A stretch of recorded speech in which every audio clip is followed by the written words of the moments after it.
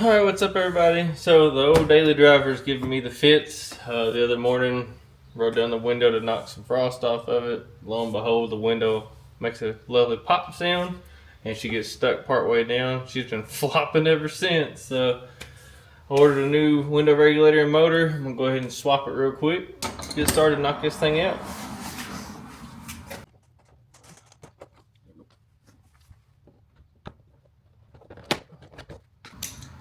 Things you'll need: flathead screwdriver. You're gonna need a Torx driver, a 7mm, and a 10mm. Not a huge tool list. Like I said, you shouldn't need a whole lot to do it. But versus paying a shop to do it yourself. I'm telling you, like, if ever was a time to save money, it's on basic repairs like this. They're really not that complicated.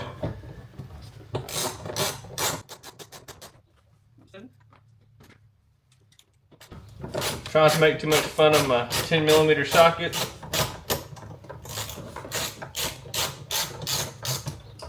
Uses a sanding block on the weekends, so dual purpose.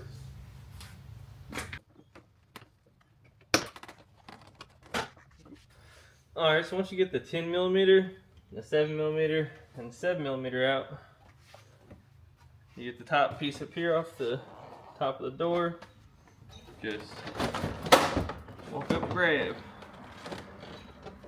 Alright, so once you pull the door panel off, like I said, you're going to have a 10mm, a 7, and a 7. Now this is a 2001 Tahoe.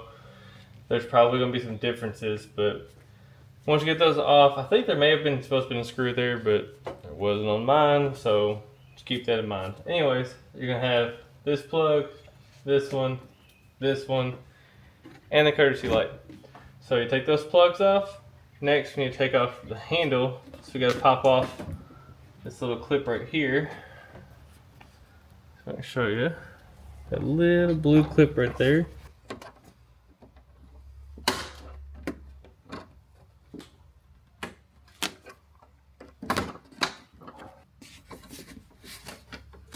There we go. So you get the door handle out of the way.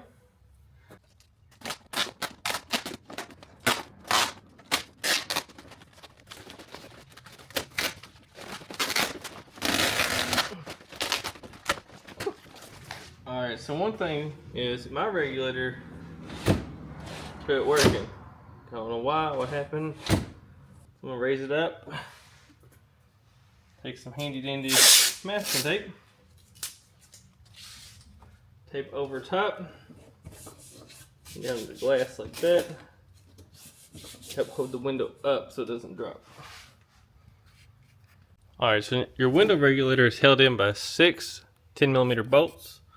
You have one here, one here, one down here at the bottom, another one at the bottom, halfway up, and right here, and this bolt here,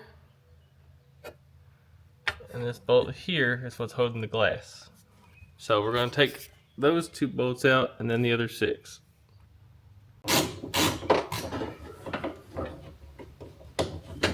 Now you don't have to take these all the way out. They kind of clamp, so you just loosen it up and it should let go. Alright.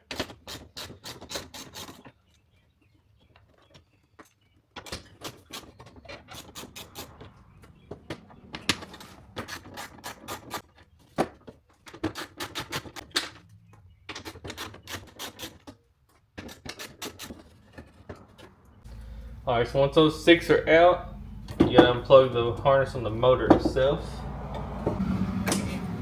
Up here is tabs that the assembly hangs on. So now you'll be able to take out the track itself.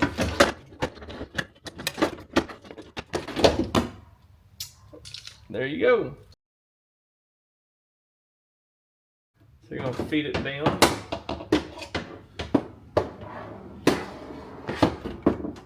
Feed this side down. This tab here is going to hang up here in this slot. So you're going to weasel it up in here. You're going to find that tab, hang on that slot just like that. Take one of your 10mm bolts, and we're not trying to really I'm not trying to bolt it in, we're just trying to start it so that we don't lose our alignment. Same thing, tab hangs right here. Find it, tab.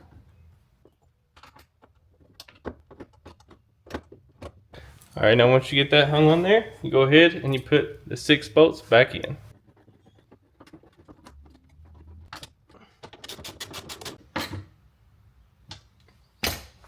Alright, so now you want to come down here and plug your motor back in, just like that.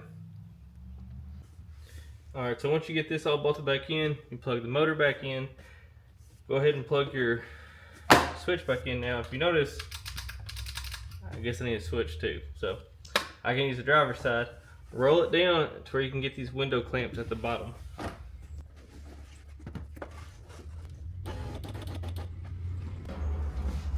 Once you get them down,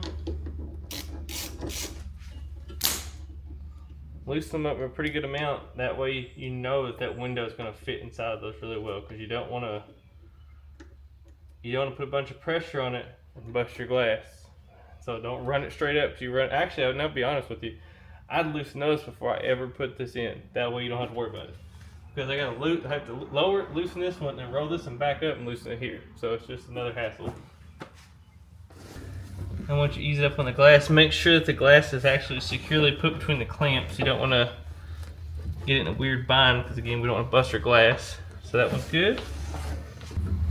And that one's good. Now another thing to think about is don't over tighten these, because if you over tighten these, it can bust your window. We can pull our tape off.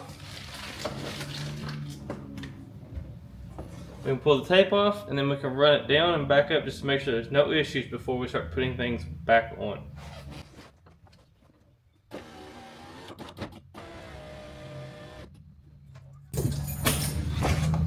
Look good to me. So now let's work in reverse order.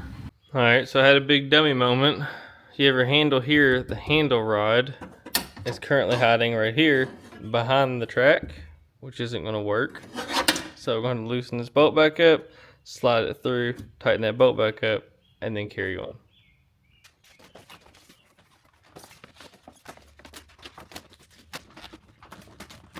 Now the door handle just slips back into place.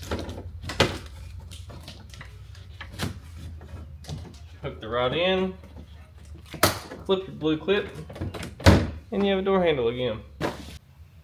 Alright, don't forget to plug in that plug, this plug, this one, and the courtesy light.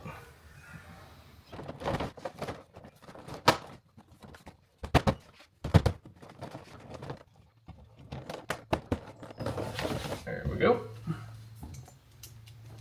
Now we just replace 10mm bolts, or 2 7mm bolts.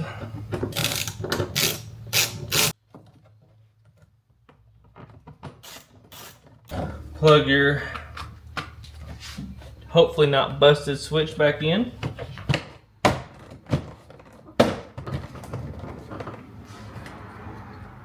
Put your door lock on.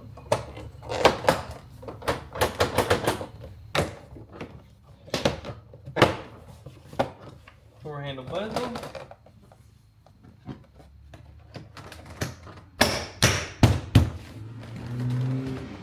Just like that. Alright, so overall that was a pretty easy fix. This worked for 99 to 2006 GMC Sierras and Chevy Silverados, and then 2000 to 2006 Yukons, Yukon XL, Tahoe, and Suburbans. So if this happens to you, about 65 bucks on Rock Auto plus shipping, you can knock this out in less than 30 minutes. It's really not that bad. I know this is what I usually work on at the Hilltop Retro Shop, but guys, it is over 20 years old, so it's kind of a classic. But overall, like I said, you got to maintain the fleet. But guys, like and subscribe. I hope you had a good time. Thank you for lending a hand, and I will catch you guys on the next one. See ya.